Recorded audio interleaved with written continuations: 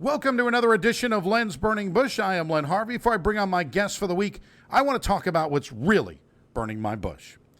So a few weeks ago on August 28th, I did an episode where it takes great pictures, but can you actually make a phone call?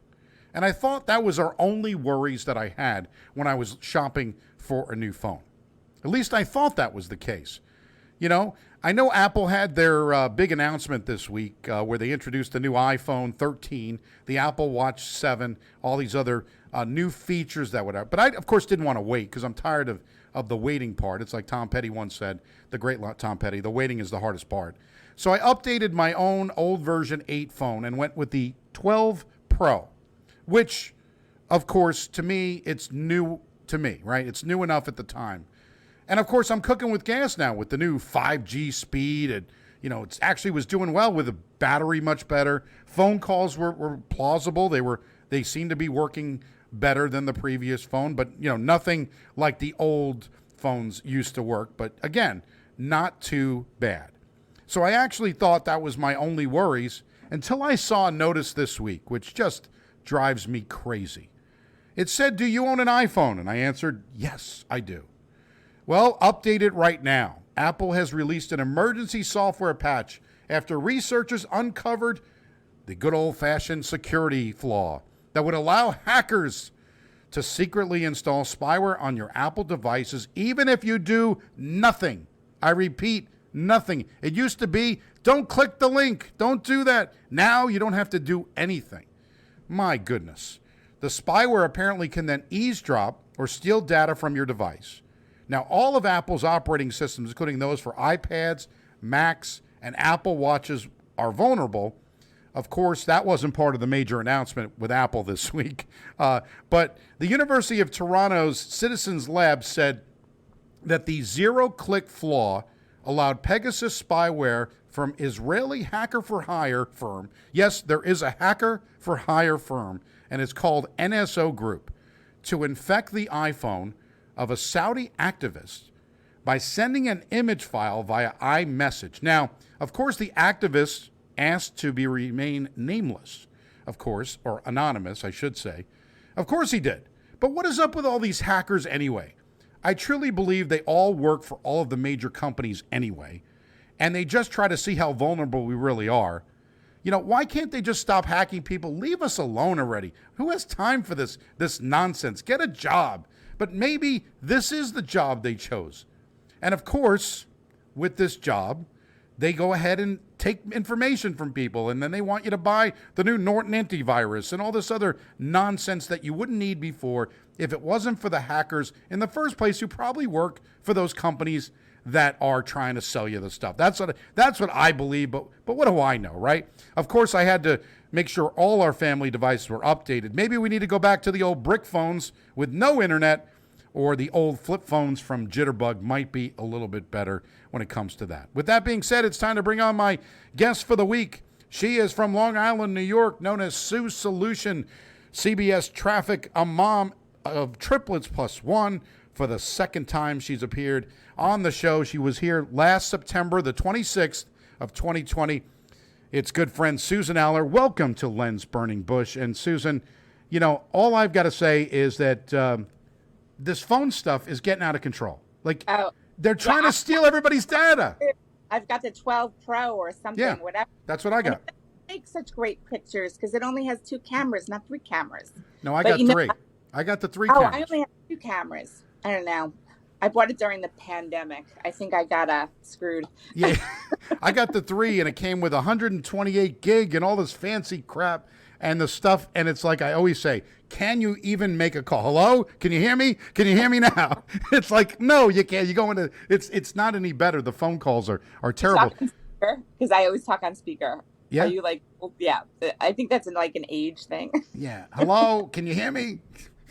So my husband is so grumpy that like he's like, in the background, you're talking to her again. She already knows that. You don't have to tell her that. And I'm like, people can hear you. Oh, tell Joe we love him. We love him. On speaker, and I'm like, no, you're not on speaker.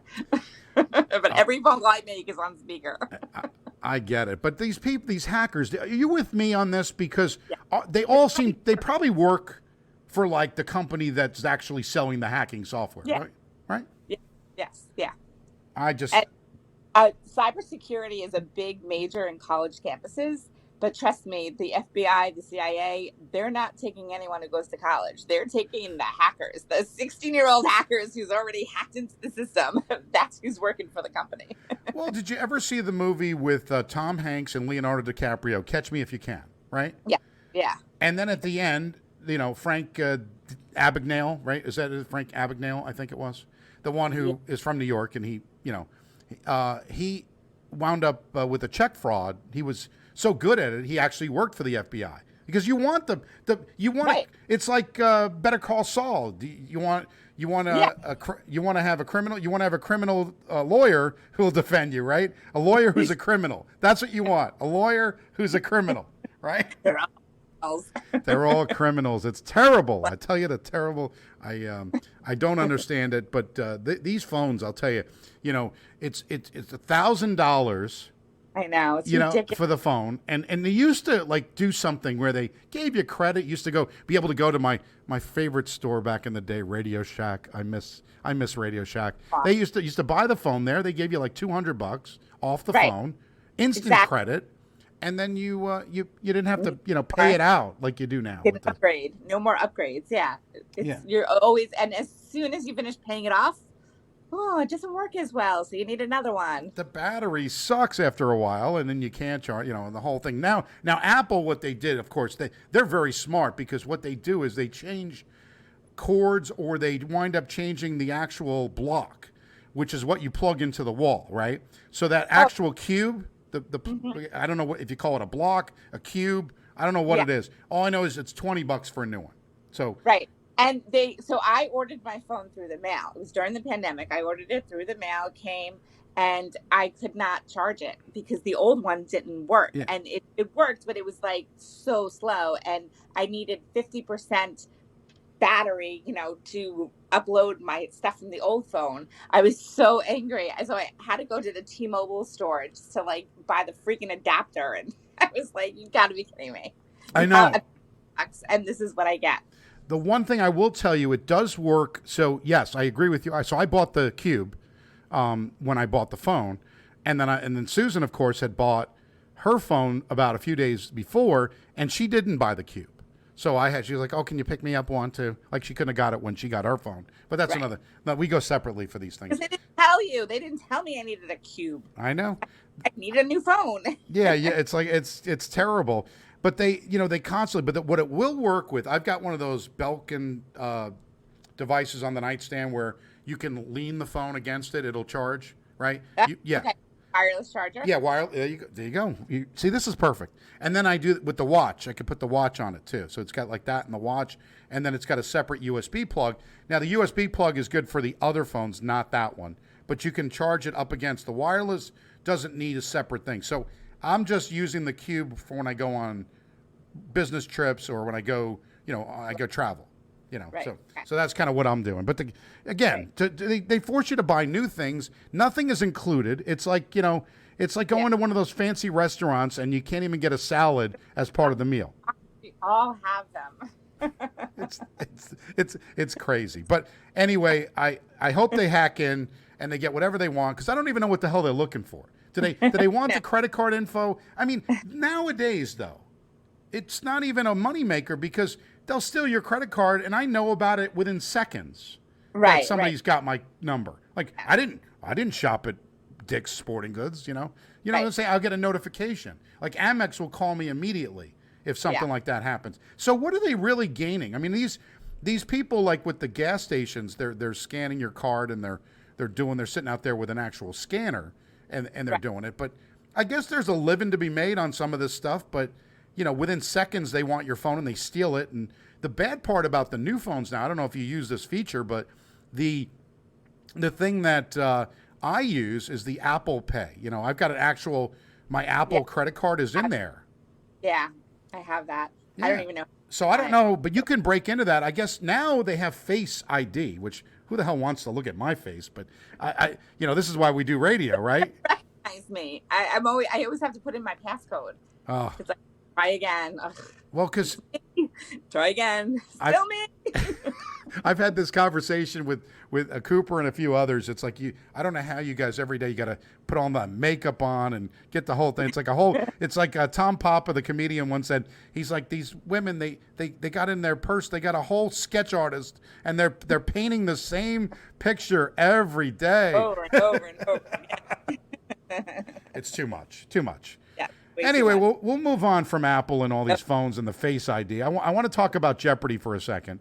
The scandal that's going on at Jeopardy. So this week, Jeopardy had Mike Richards actually hosting the show because he recorded or taped the episodes in advance. Matt Amodio's continues his run as far as, taping this episode, right? So that's wonderful. But Mike Richard, which I didn't understand the whole thing, he picks himself to be the host. Then he's supposedly the executive producer. Even though there's a scandal, he was still the executive producer until they just said, "Oh, now you can't be the executive producer." Like, why couldn't that have been immediate? He lost right? like 2 jobs in like one day. He lost the host, executive producer of Jeopardy, and executive producer of Wheel of Fortune in one day. He lost it all. I know, and it's funny because this is the stuff that he said I think it's over 10 years ago. It's like 2010 or 13. Stuff on a podcast. So don't say anything bad on the podcast. But apparently, nobody can be forgiven anymore. You have to be fired. I know. And I have issues with that. I really do have issues with that because people make mistakes and without forgiveness, you need to be forgiving. And I just think, I don't really know exactly what he said or how bad it was. But I do know that the general atmosphere at Jeopardy was not good. So maybe that's why that stuff came out. Who knows?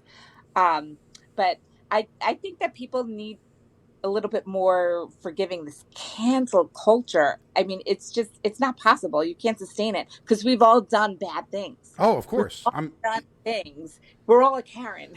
We all are a Karen, and it's really upsetting. I don't like it. I wish you could make it a teaching moment. Instead of just firing the person, because I don't think in the end when somebody gets fired, then it becomes an anger issue, right? Then you're angry.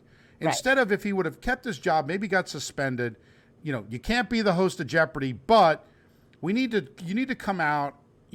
Forget this apologies of the normal, like where they really don't mean it.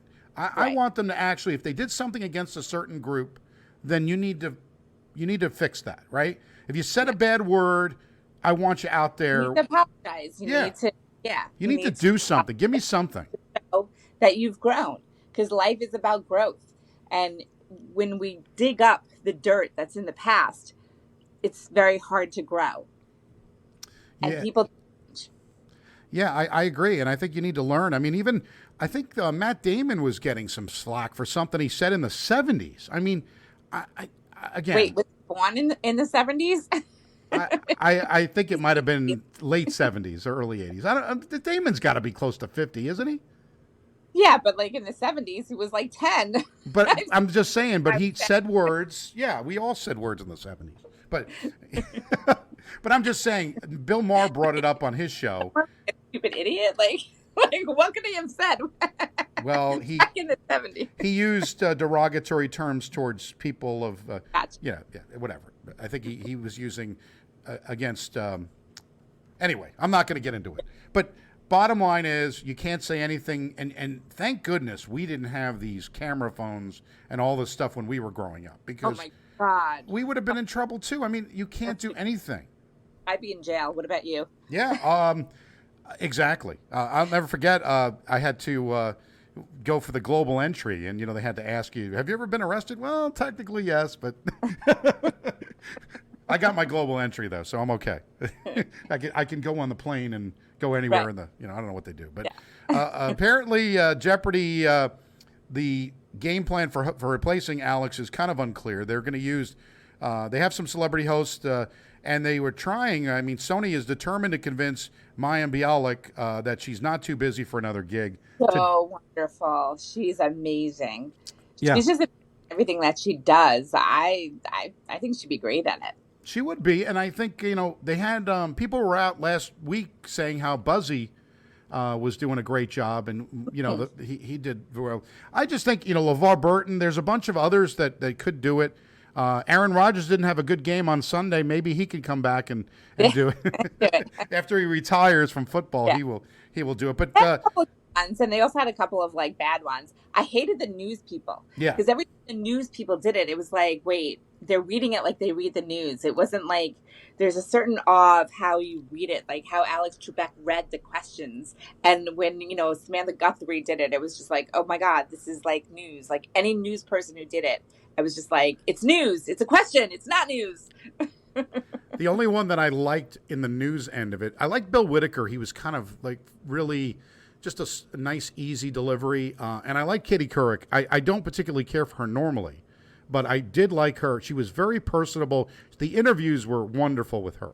She was she was actually interested. She seemed, or at least she faked it well. She faked it well. yeah, she faked it. She faked it well. We'll see who's gonna come up. Following Richard's 5 days of episodes next week, you'll see Mayim Bialik. I think is going to come in for the week or something, and then they're going to try to see about some celebrity hosts. But we'll keep looking at it. But I've got some sad news today, though. I don't know if you saw Norm Macdonald passed away today, and just Want to hear Macdonald's story? Yeah, let's go. Come on. All right, so it was back in like 1992, 93. I was working in Los Angeles. I was working for a production company, and it was this TV show called The A-List on Comedy Central. And Norm was one of the guest hosts. And I was low man on the totem pole. I was a production assistant, and he wanted to kiss me. Who wouldn't want to kiss you? Want to kiss me? So I was with him for a whole week, and I'm the one doing all the dirty jobs. I'm like the lowest paid person on the set, and I was in my young 20s. I was just starting out, and he came on. He was like, "Oh, you're really cute. Can I kiss you?" And I was like, "No." And then throughout the week, we would run into each other and be like, "Hey, how about now? Can I kiss you now?" And I'd be like, "No, you can't kiss me now." And then I was in the it wasn't the green room, but it was like a room that you went to eat lunch or whatever, and the news was on, and I was watching the news, and he came up to me, and I don't know if this was before or after he was on Saturday Night Live as the news anchor, but it was definitely I definitely didn't know who he was like at the time. And he said to me, he's like, "You like news?" And I was like, "Yeah." And he goes, "I'm a news anchor." And I'm like, "I'm still not kissing you." And I like walked away from him. And then by the end of the week, after we like did the show, we wrapped it up, he was getting in a car and he was just like, "Last chance. Do you want to kiss me?" And I was like, "No." Well, unfortunately, now you lost your chance. I lost my chance. Oh, may he rest in peace. And he didn't get to kiss you. That probably irritated him, or at least he was thinking of this all throughout his remaining years. Yes, I'm sure he was. He was always thinking about the girl that got away. The girl that got away, and that was part of the Turd Ferguson reference on Saturday Night Live with Jeopardy. He was Burt Reynolds as Turd Ferguson. I don't know if you got a chance to see that on YouTube, but it's hilarious. Norm, very funny, and unfortunately dies at the age of 61. So thoughts and prayers to his family. May his memory be for a blessing, right? Yeah. Anyway, we move on a little bit. We're moving on from Norm Macdonald to Friends. And we want to talk a little bit about Friends. Now, did you see the episode on HBO? Did you see the reunion? Yeah. Oh, that was great. I thought that was excellent. Yeah, I thought it was excellent too. But so rumors have started either since then or before. But Jennifer Aniston is laughing off dating rumors between herself and David Schwimmer that popped up shortly after the sitcom reunion on HBO Max back in May. She said, "I could not believe that actually, like, really, that was my brother." Aniston told, Rachel Smith of ET, Entertainment Tonight. 54-year-old Schwimmer during the joint interview with her and morning co-host Reese Witherspoon. But reps from Aniston and Schwimmer have previously denied the dating rumors. I think they did date for a little bit on the show. I'm almost positive, that they did. Yeah. I don't remember exactly, but yeah, they might have. But Yeah. she's definitely denying it. She's like, no way. So, well, this is what I don't understand. It said at some point we were both crushing on each other hard, Schwimmer said. Well, what is that? You're crushing on each other, but you're not acting on it? Is that what it is? Well, that's like men and women, can they be friends? Yeah. Like, they can't be friends. Well, a man can't be friends with a woman, but a female can be friends with a man.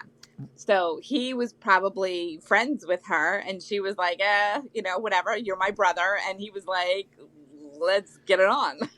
Well, of course, I would say like you're a brother, not my brother, but you're not my sister, right? That would be, but no, I think you're right. I mean, the men and the women friends thing, it comes from Harry Met Sally, which if you've ever seen the movie, if you haven't, you need to watch it. There was a scene where men and women can't be friends because of the sex gets in the way, right? Right. Eventually, there's going to be that, and it's like if you're together or not, and it doesn't matter, I guess, is what it comes down to. But you need to control yourself. That's what it comes down to. You can be friends. A lot of my friends are women, so a lot of my friends are women, so I guess we can't be. Yes. So Susan, sorry, we can't be friends. You coming to Vegas with me? No, I'm just anyway. Coming. I knew it. Speaking of friends, another Friends reference, Ed Sheeran, right? Who is a famous, yeah. I mean, he's terrific. He's with Courtney Cox this week, right? Yeah. Apparently, they've been good friends, and now the pair may actually have collaborated on music together. Ooh. Although Sheeran doesn't seem totally sure where things stand on that front, but he seems fairly confident that Cox does provide background vocals on his upcoming album. So during an interview on the red carpet, Smith noted that Sheeran's friendship with Cox and wondered if the pair would ever make music together, among other things. Sheeran responded, "Yeah, easily. She sings. I'm pretty sure she sings in the background of the vocals. I didn't realize she sung. I thought she was just dancing in the dark in the video." Oh, good. Dancing in the dark. You've been planning that all day. No, I actually just thought of it. I wish I could take a lot of credit for thinking of it earlier, but I just thought of it now. But if anybody doesn't know that, that's a reference from 1984, Bruce Springsteen in the Dancing in the Dark video. When MTV actually played video, they actually had Courtney Cox. That was her big break. Yeah, he brought her up on stage and she like danced with him. It was a little Elaine-like. It was not as bad as Elaine, but it wasn't like that great of a dance, but she was dancing and so I'm going to get canceled for that. Sweet Fancy Moses. That's what it is. And speaking of, we go from there from the Seinfeld reference to Larry David. Look at that. It's just flowing today. The show.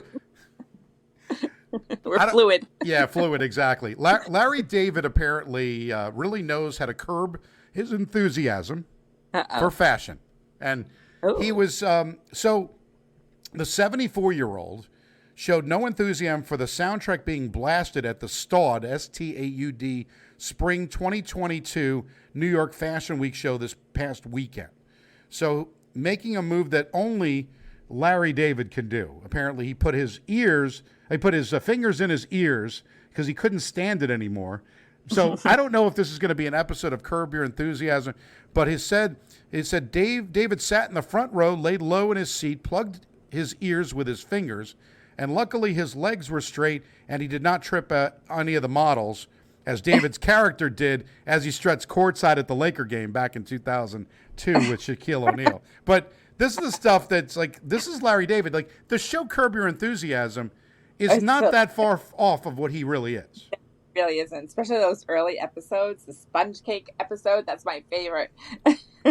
I love the episode where the chef, when they're opening up the restaurant, has Tourette's syndrome.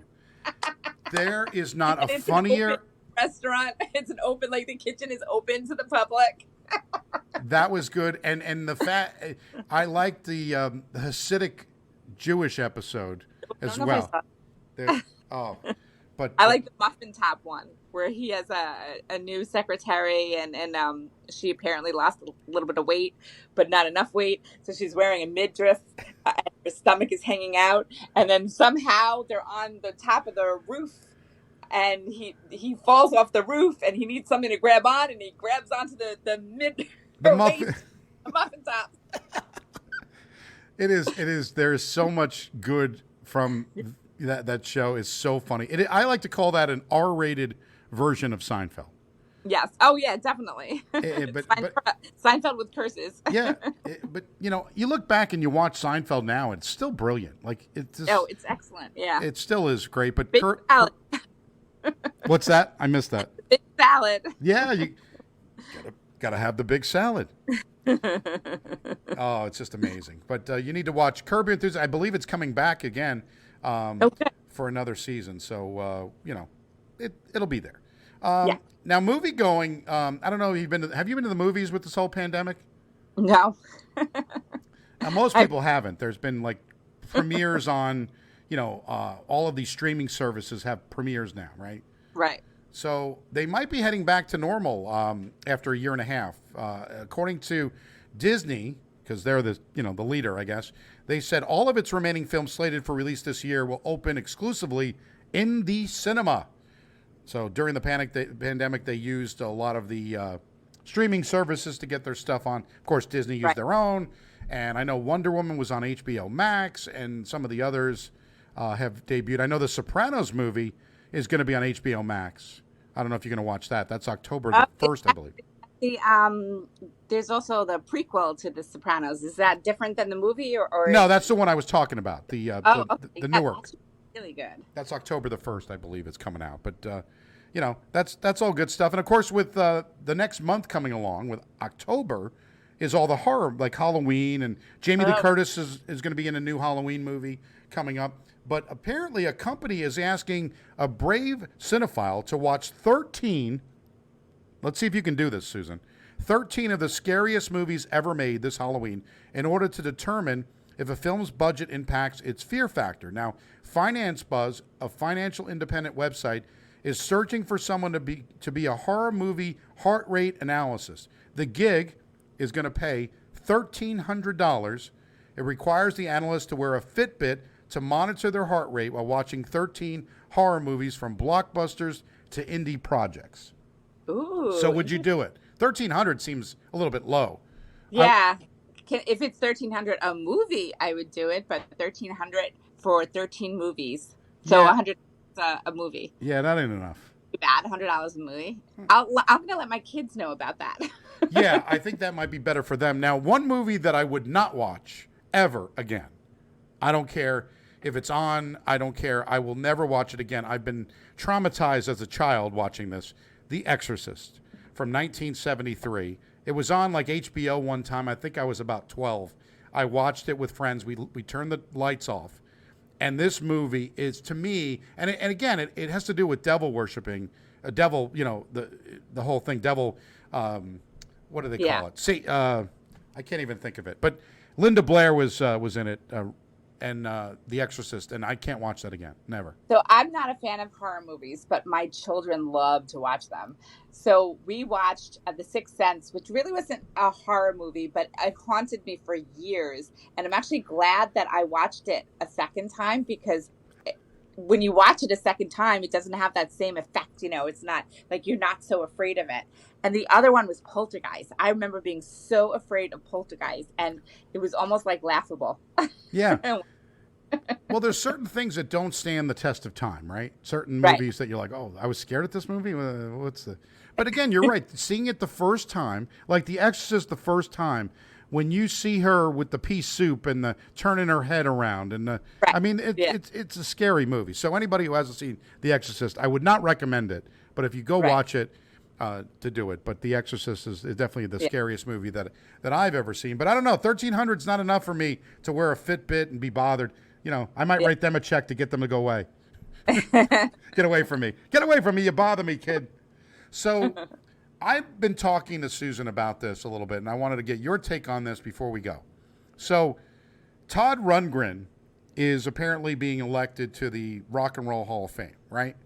Right. So what is the obsession with people with Todd Rundgren? I'm not saying he's bad. I just don't know why people think he's that great. Who is it? Todd Rundgren. So no, apparently. So interestingly enough, he's going to be going to be in the Rock and Roll Hall of Fame. He's being elected, and I think they're going to have it on the same. He's performing a show in Cincinnati the same evening of the show. On October 30th is when they're doing it. So Cleveland to Cincinnati is about 4 hours. So I guess he can't make it. He's been offered, something live from the venue, but apparently he's not going to be going to the show, to the induction. Now, a guy like Todd Rundgren, I would give up the show in Cincinnati to be in the Rock and Roll Hall of Fame. Am I missing something? Yeah, here? yeah. Well, maybe they'll fly him over. Maybe they'll helicopter him over something. I don't know, but who does he think he is? Like, I mean, it's not Bruce. It's Todd Rundgren. Right? I mean, again, I have nothing against, I like to bang on the drums all day.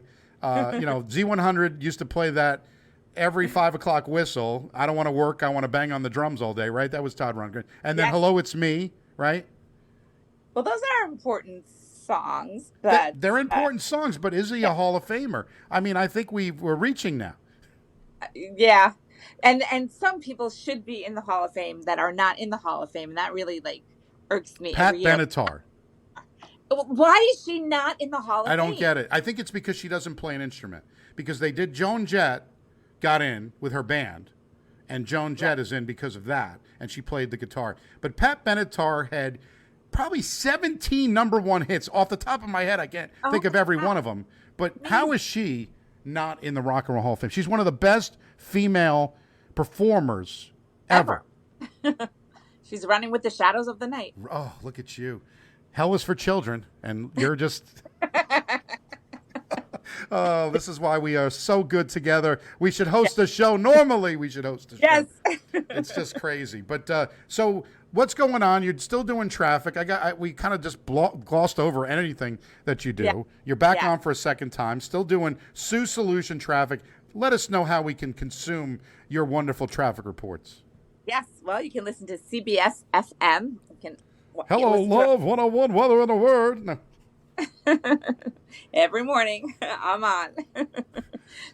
Yep, still working from home. Hopefully we'll be back in the studio soon, so that should be fun. We're slowly getting there, but hopefully soon we'll be back in and we'll be all back together again. But they keep changing it. It was supposed to be after Labor Day, and now it's the end of September, and I'm just waiting because now the Delta variant, and I'm just like, okay. And I need a new car before I go into the city. So I'm just I'm waiting to the last possible second. Well, you might have to wait because I don't know if you listened to episodes that I did with my car. We had to wait for months to get Susan's car. Yeah. It was, you got to find out. They don't have the chip. They don't have a chip. They get, I was lucky because I bought my daughter a car. Well, I leased a car for my daughter, and we had to take the upgrade, the one in the showroom. They're like, this one's available, and I'm like, well, we'll take it. I did that, a couple of things. Like my motorcycle, I did the same thing. I'm like, you can't wait for anything anymore. Everything is on back order. Yeah, I know. But I just have a feeling that this whole Delta thing is gonna